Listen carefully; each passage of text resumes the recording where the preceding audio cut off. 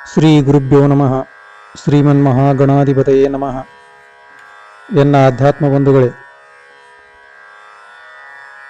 ಕನ್ನಡ ನಾಡಿನಲ್ಲಿ ಜೀವನದುದ್ದಕ್ಕೂ ಸಹಿತ ನಾವು ಆ ಪರಮಾತ್ಮನ ಒಂದು ಕರುಣೆಯನ್ನು ಪಡಿಬೇಕಂದ್ರೆ ಅವನ ನುಡಿಗಳನ್ನು ಕೇಳ್ತಾ ನಮ್ಮ ಜೀವನವನ್ನು ಪಾವನ ಮಾಡಿಕೊಳ್ಬೇಕು ಅಂತಕ್ಕಂಥ ಮಾತನ್ನು ಬಸವಾದಿ ಶರಣರು ಸಹಿತ ಯಾವ ಸನಾತನ ಕಾಲದಿಂದಲೂ ಸಹಿತ ಹೇಳ್ಕೊತ ಬಂದಿದ್ದಾರೆ.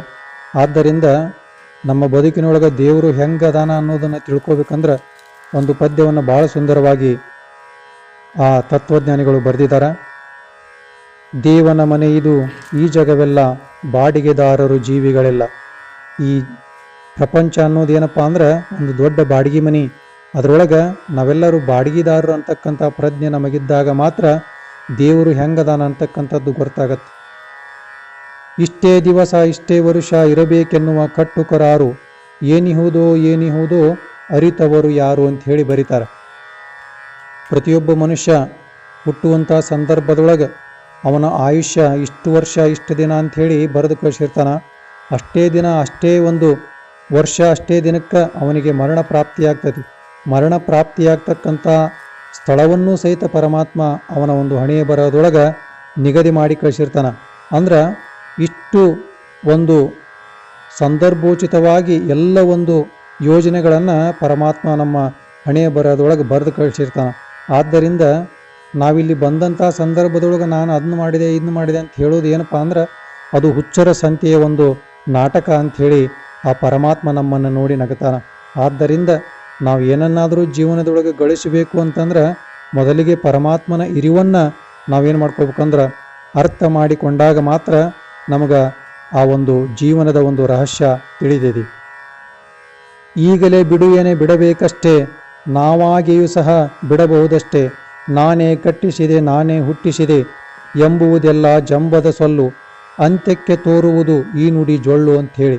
ಅದಕ್ಕೆ ಪರಮಾತ್ಮ ಯಾವಾಗ ನನ್ನ ಬಾಡಿಗೆ ಮನೆ ಬಿಟ್ಟು ಹೋಗಿಬಿಡಪ್ಪ ಅಂತಂದ್ರೆ ಬಿಟ್ಟು ಬಂದು ಬಿಡ್ಬೇಕು ಅಷ್ಟೇ. ಆದರೆ ಬಿಡಂಗಿಲ್ಲ, ನಾವ್ಯಾಕೆ ಬಿಡಬೇಕಂತಂದ್ರೆ ಕೇಳುವವರಿಲ್ಲ.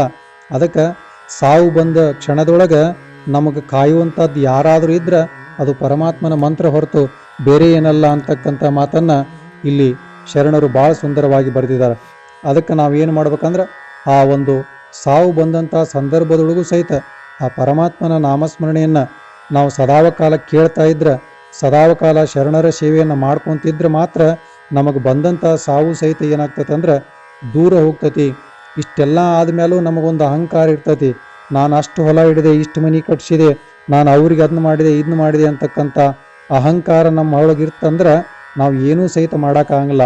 ನಮ್ಮ ಅಹಂಕಾರವನ್ನು ನಾಶ ಮಾಡಲಿಕ್ಕೆ ಏನು ಮಾಡ್ತಾನಂದ್ರೆ ಪರಮಾತ್ಮ ಕ್ಷಣದೊಳಗೆ ಆ ಒಂದು ಸಾವನ್ನು ಕಳಿಸಿದ ಅಂತಂದ್ರೆ ನಮ್ಮ ಒಂದು ಆ ಸ್ವಕ್ಕು ಅಂತಕ್ಕಂಥದ್ದು ಅಡಗಿ ಹೋಗ್ತತಿ.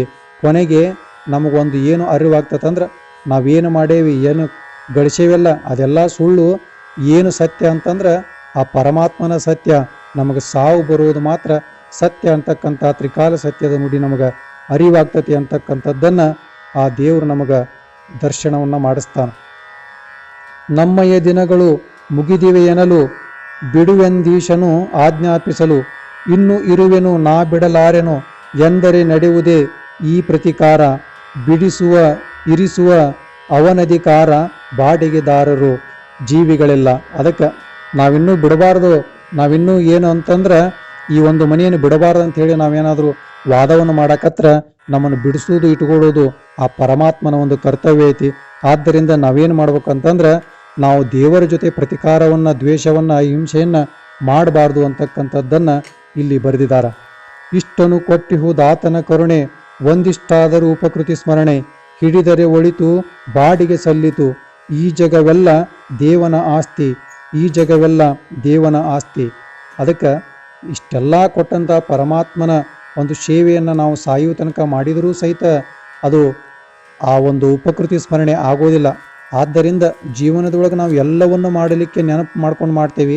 ಆದರೆ ಪರಮಾತ್ಮನ ಒಂದು ಋಣವನ್ನು ತೀರಿಸಬೇಕು ಅಂತಕ್ಕಂಥ ಒಂದು ಇಚ್ಛೆ ನಮಗೆ ಬರೋದು ಭಾಳ ಕಷ್ಟ. ಆದ್ದರಿಂದ ಸದಾವಕಾಲ ನಾವು ಏನು ಮಾಡ್ಬೇಕಂದ್ರೆ ನಮ್ಮ ಇಷ್ಟ ದೇವತೆ, ಕುಲದೇವತೆ, ಮನೆ ದೇವರು ಯಾರದಾರಲ್ಲ ಅವರ ನಾಮಸ್ಮರಣೆಯನ್ನು ಕುಂತಾಗ ನಿಂತಾಗ ಭಾರವನ್ನು ಹೊರುವಾಗ ದಾರಿಯನ್ನು ನಡೆಯುವಾಗ ನಾವೇನು ಮಾಡ್ಬೇಕಂದ್ರೆ ಆ ಪರಮಾತ್ಮನ ನಾಮಸ್ಮರಣೆಯನ್ನು ಮಾಡಿದಾಗ ಮಾತ್ರ ಅವ ನಮ್ಮ ಹುಟ್ಟಿಸಿದ್ದಕ್ಕೆ ನಾವು ಅವನ ಋಣ ತೀರಿಸ್ದಂಗೆ ಆಗ್ತದೆ ಅಂಥೇಳಿ ಈ ತತ್ವಜ್ಞಾನಿಗಳು ಭಾಳ ಸುಂದರವಾದ ಒಂದು ಪದ್ಯವನ್ನು ಬರೆದಿದ್ದಾರೆ. ಆದ್ದರಿಂದ ಜೀವನದೊಳಗೆ ನಮಗೆ ಸಾವು ಬರೋಕ್ಕಿಂತ ಮುಂಚೆ ನಾವು ಈ ಬಾಡಿಗೆ ಮನೆಯನ್ನು ಬಿಟ್ಟು ಹೋಗುವುದಕ್ಕಿಂತ ಮುಂಚೆ ಆ ಬಾಡಿಗೆ ಮನೆ ಕೊಟ್ಟ ಅವನ ಋಣವನ್ನು ತೀರಿಸಿ ಹೋಗ್ಬೇಕು, ಬಾಡಿಗೆ ರೊಕ್ಕ ಕಟ್ಟಿ ಹೋಗಬೇಕು ಅಂತಕ್ಕಂಥ ಮಾತನ್ನು ಶರಣರು ನಮಗೆ ನೆನಪಿಸಿದ್ದಾರೆ ಅಂತಕ್ಕಂಥ ಮಾತನ್ನು ಹೇಳ್ತಾ ಈ ನುಡಿಗಳನ್ನು ಗುರುವಿನ ಪಾದಕ್ಕೆ ಸಮರ್ಪಣೆ ಮಾಡ್ತಾ ಇದ್ದೇನೆ.